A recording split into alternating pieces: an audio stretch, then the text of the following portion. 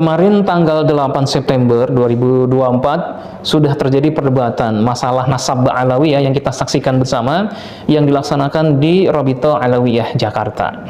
Namun ada satu yang tersisa dan ini menghebohkan jagat keilmuan para ulama dan asatizah di Nusantara, yaitu pernyataan yang sangat-sangat berani dari Guru Gembul yang menyatakan bahwa ilmu nasab, bahkan ilmu akidah itu tidak ilmiah. Dia dengan pongahnya menyatakan bahwa sesuatu yang tidak dapat diindera maka tidak akan pernah diketahui.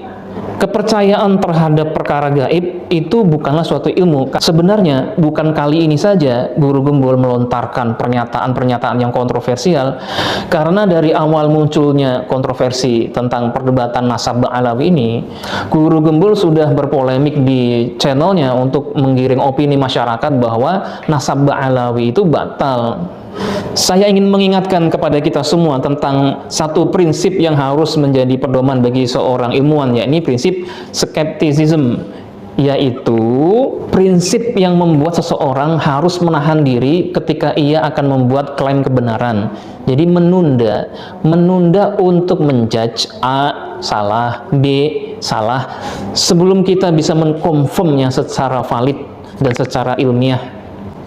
Skeptisisme itu juga berbicara tentang keraguan terhadap sesuatu, ya. Jadi ketika ada perdebatan kemarin misalnya tentang nasab Alawi, tentu ada dua pihak, yang pro dan kontra, dan kita jangan langsung secara mudah berpihak pada salah satunya, karena ini perdebatan tidak main-main.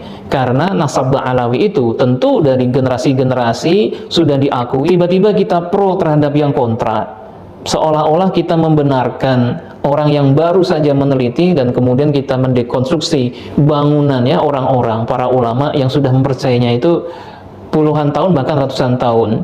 Tentu saya tidak bilang bahwa ini pasti benar, ya, dan ini salah, tidak. Kita dalam kondisi ada kontroversi, maka sesuai prinsip yang tadi, ya, skeptisisme itu kita tahan dulu, biarkan pihak yang berkonflik itu selesai bertarung, ya mungkin setahun, 2 tahun, 5 tahun, nanti akan jelas mana yang benar, baru kita bersikap. Jadi kebenaran itu ada kalanya tidak harus hari ini langsung dinyatakan benar, ya. Perlu waktu, ya. Tidak setiap pertanyaan itu harus dijawab hari ini, ya. Kadang kita harus bersabar. Kadang jawabannya adalah waktu. Tayyib, kembali lagi tadi ke isu awal, ya, bahwa ini Guru Gembul menyatakan bahwa sesuatu yang tidak dapat diindra maka tidak akan pernah diketahui, karena itu tidak bisa diilmiahkan, termasuk tadi ilmu nasab, ilmu akidah, nanti ujungnya nanti karena bangunan Islam itu ya akidah, termasuk nanti ilmu hadis, ya. Nah, sebenarnya sudah dijelaskan secara gamblang bahwa Islam itu berbeda dengan keilmuan Barat. Islam itu mengenal 3 sumber ilmiah, ya. Yang pertama al-hawas as-salim, yakni indera yang salim, yang sehat, ya. Dengan indera itu kita bisa melihat, meneliti, observasi, percobaan dan lain sebagainya. Itu ini diterima oleh Islam dan juga oleh Barat. Yang kedua, nah ini yang tidak diterima oleh Barat, yaitu khabar shadiq, ya. Khabar atau kabar, info yang shadiq, yang benar, yang hak, sehingga dapat dipertanggungjawabkan kebenaran dan validitasnya. Khabar shadiq ini, ya, jadi berita yang benar, itu tentu digunakan dalam ilmu sanad, termasuk bagaimana kita mendalami ilmu hadis, ya. Ada sanad yang bersambung dari generasi masa Imam Bukhari, Imam Muslim sampai ke atasnya generasi tabi'ut tabi'in sampai ke sahabat dan Nabi Muhammad. Karena itu di Islam dikenal istilah mutawatir, itu kabar atau berita yang benar yang diriwayatkan oleh banyak orang yang jujur, yang valid, tidak hanya 1 atau 2 orang yang bisa diragukan, karena menjadi kebenaran umum dan itu diterima. Namun khabar shadiq ini, ya, itu ditolak oleh para sarjana Barat atau para orientalis, ya, karena dianggap bahwa khabar shadiq ini tidak otentik, karena memang sumber pengetahuan mereka, dasar epistemologi Barat itu bersumber dari panca indera dan akal semata. Dan tentu perbedaan epistemologi ini menghasilkan bahwa Barat, ya, tentu tidak mengakui sumber-sumber yang kita bilang sebagai gaib itu sebagai hal yang ilmiah. Nah, di dalam Islam khabar shadiq, ya, berita yang benar, yang valid itu kita terima, tidak harus hal-hal yang bersifat indrawi atau akal semata. Dengan khabar sodik inilah Al-Quran dan hadis itu menjadi sumber yang tetap otentik dan akan terus terjaga keasliannya ya, keotentikannya sampai akhir kiamat nanti. Jadi bukan tanpa alasan jika para orientalis itu meragukan Al-Quran dan hadis ya. Bagi mereka, bagi orientalis, sumber ilmu pengetahuan yang berasal dari khabar atau riwayat itu tidak bisa dipertanggungjawabkan. Kalau di Islam tentu kita belajar Al-Quran, belajar hadis, itu tentu dengan sanad ya.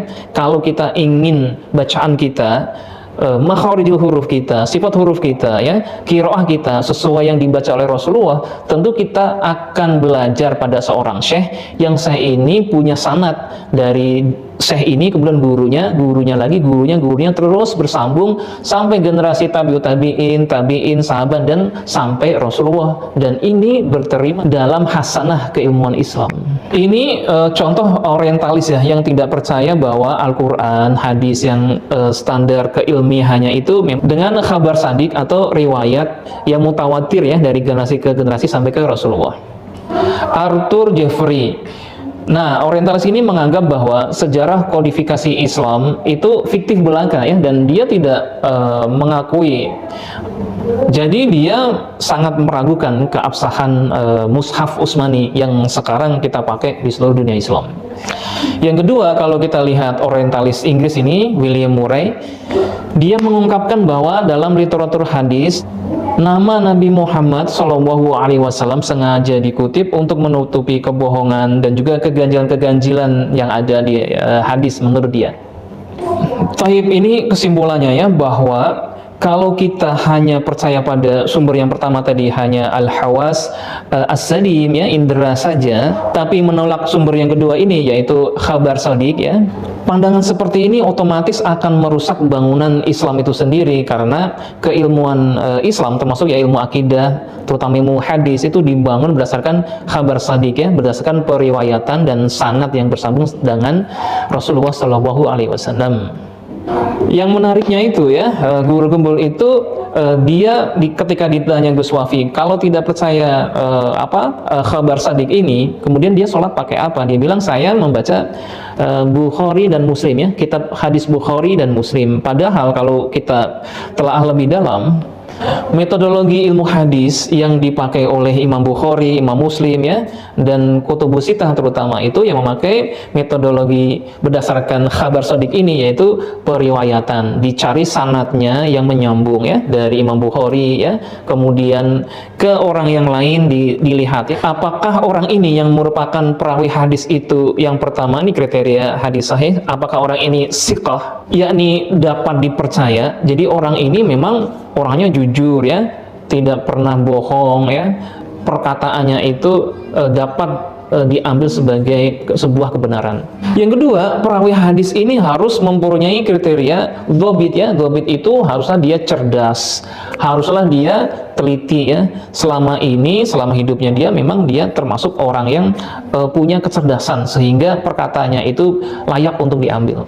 Karena itu adanya kriteria siqah dan dhobit ini juga ilmiah ya, berdasarkan khabar sadik kita lihat perawinya, orangnya, bahwa dia haruslah jujur, terpercaya, dan juga cerdas ya, teliti ya. Jadi menurut saya ini Guru Gembul ini terlalu terpengaruh oleh metodologi berpikir atau filsafat barat ya, yang gandrung terhadap rasionalisme ya, rasionalisme atau setidaknya positivisme ya. Sesuatu itu harus bisa diindra ya, dibuktikan secara indrawi bahwa ini ada, bahwa ini terbukti.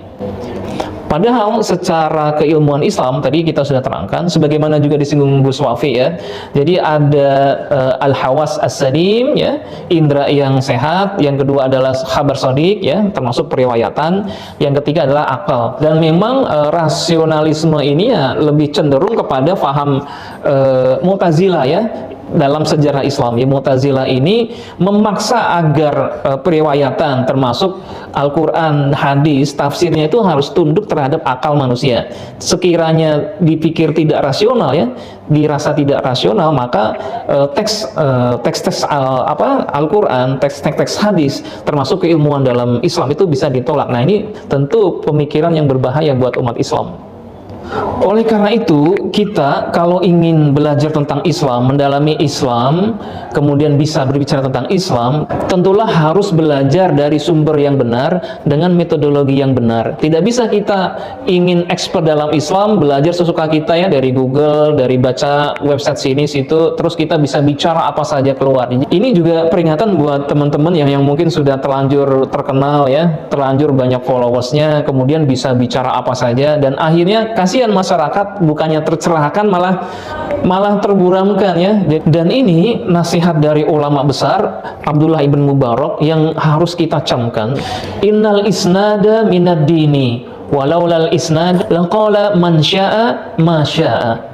Sesungguhnya sanad itu bagian dari agama. Jikalau tidak ada sanad, maka seseorang itu bisa berkata apa saja sesuai yang dia kehendaki. Karena itu, ya tentu kita kalau ingin berkata apapun itu haruslah mendalami keilmuannya sebelum kita berkata. Apalagi kita banyak pengikutnya ya, kita banyak jamaahnya, harus sebuah perkataan itu harus didasari dengan ilmu dan berguru pada orang yang tepat secara bersanad. Yang kedua, tadi di awal saya bilang tentang prinsip skeptisisme ya, yaitu sikap untuk bisa menahan diri untuk tidak mengklaim kebenaran secara serampangan ya, secara instan. Kita harus melihat sesuatu itu tidak cepat-cepat buru-buru menjudge-nya. Jadi kalau ditanya apakah saya pro Ba'alawi atau tidak, posisi saya skeptis ya. Saya akan melihat semua perdebatan, semua pendapat, dan biarkanlah waktu nanti yang menjawabnya di ujung. Nanti akan ketahuan mana yang benar, mana yang salah, insya Allah.